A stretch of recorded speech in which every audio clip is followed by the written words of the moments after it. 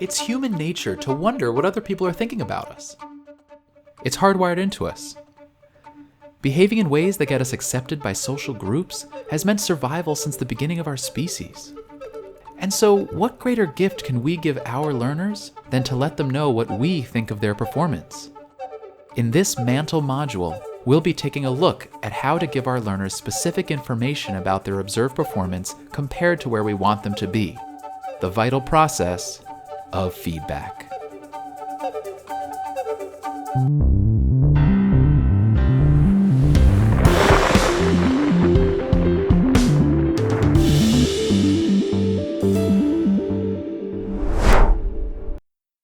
We need feedback conversations in medicine. It helps everyone improve more quickly and in a goal-directed way.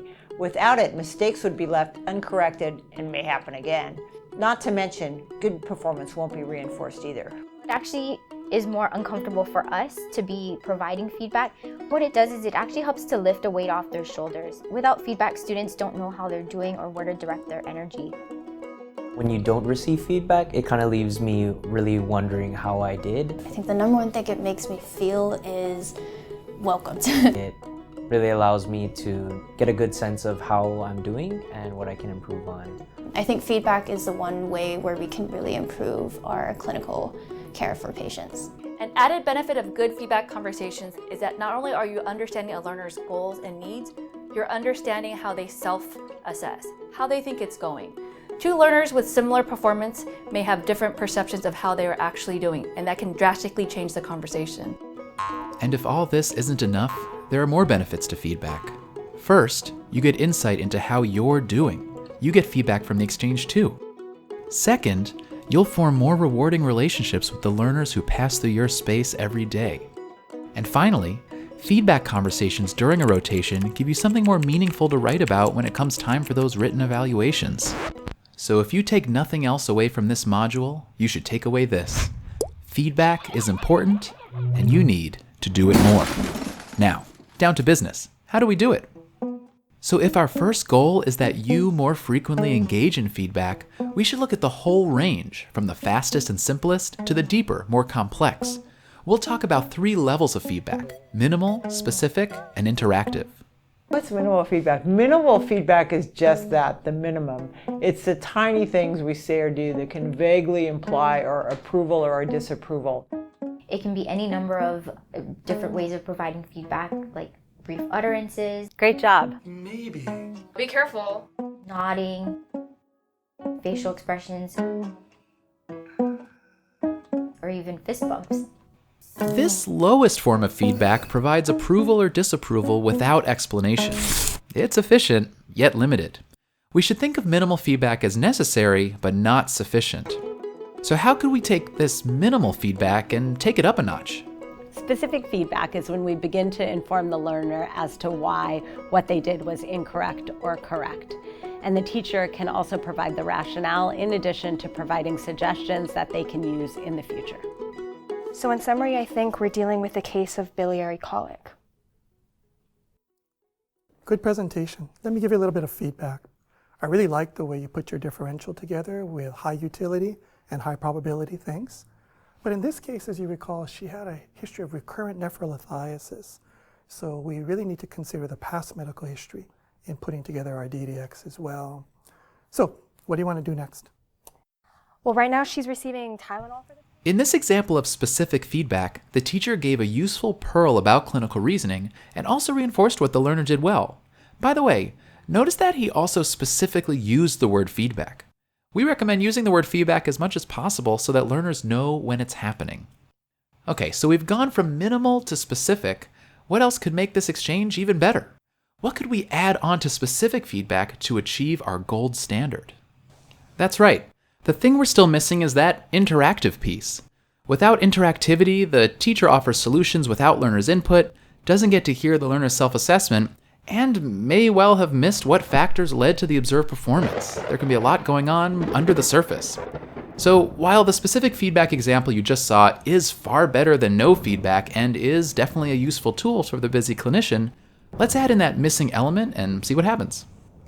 Ideally, we shouldn't even call it giving feedback. We should call it having feedback conversations.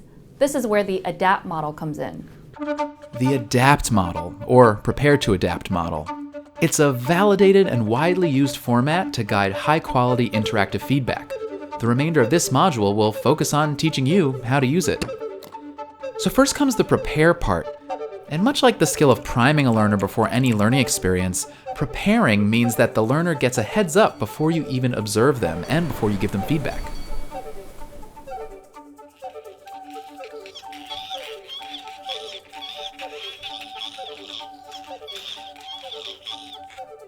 Then, once we've observed the learner doing something, we enter the ADAPT acronym, starting with that first A for ask. So how do you think that went? So how did you think that went? So how did you think it went? How do you think that went? What do you think? How'd that go for you? How did you think you did? How did it feel when you were in there? Tell me what you think about that last encounter.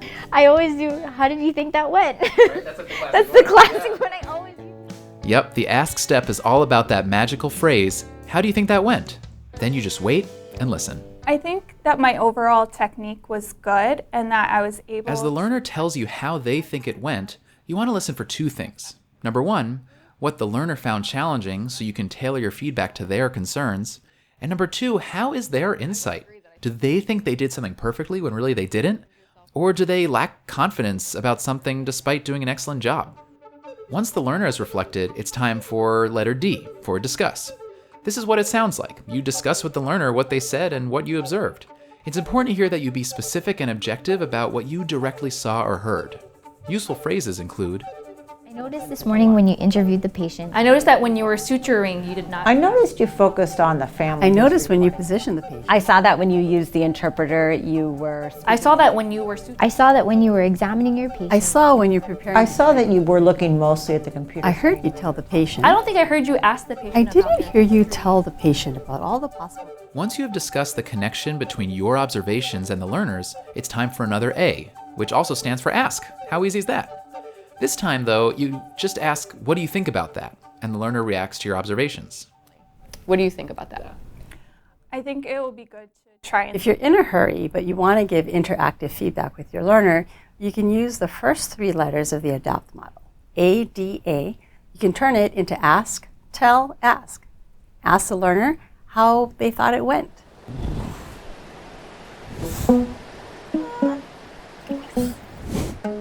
Then you tell them how you thought it went and ask them for their reaction and reflection. And that's it. While Ask, Tell, Ask is a wonderful tool for quick interactive feedback when you're short on time, let's finish out the last step of this ideal ADAPT model. PT is the last step, and it means plan together. The idea here is you've just taken this time during your busy day to give this learner feedback, but what are the takeaways so that things actually improve for the future? Rather than giving a learner a plan for improvement, you can ask them what some strategies they'd like to employ are, and this way they can come up with their own plan for improvement and you're not imposing something upon them, and often that is far better than anything we would come up with. And that's it. We prepare the learner that observation and feedback is coming. We then ask how it went. We discuss what we observed, ask them what they think, and then come up with a plan to move forward. Let's see all this put together now and see if we can identify the steps. Hannah, what parts of the lumbar puncture do you think went well? And then what parts do you think you might have had some difficulties with? I think that my overall technique was good and that I was able to correctly identify the landmarks and get the CSF pretty effectively. I just felt like I was struggling with the initial positioning of the patient. I would agree that I think your technique was excellent. I think you positioned yourself perfectly and you were able to accurately identify all the right landmarks to help you be successful. When positioning the patient, I think it might be helpful to ask your assistant to make sure that they hold her in the lateral position with her knees tucked nice and tight, and that way it allows the disc spaces to open optimally. What do you think about that? I think it will be good to try and think about moving forward that the patient is correctly positioned before we even start the procedure, just to make sure that the procedure goes well. That sounds great. And moving forward, what can I do to help you, or what do you think will be helpful going forward? I think moving forward, just being there and double checking that the patient is in a good position before we even start would be the most helpful thing for me. Sounds great, I can do that. Great job. As you learned at the start of this module, the first priority has to be that we give feedback, period.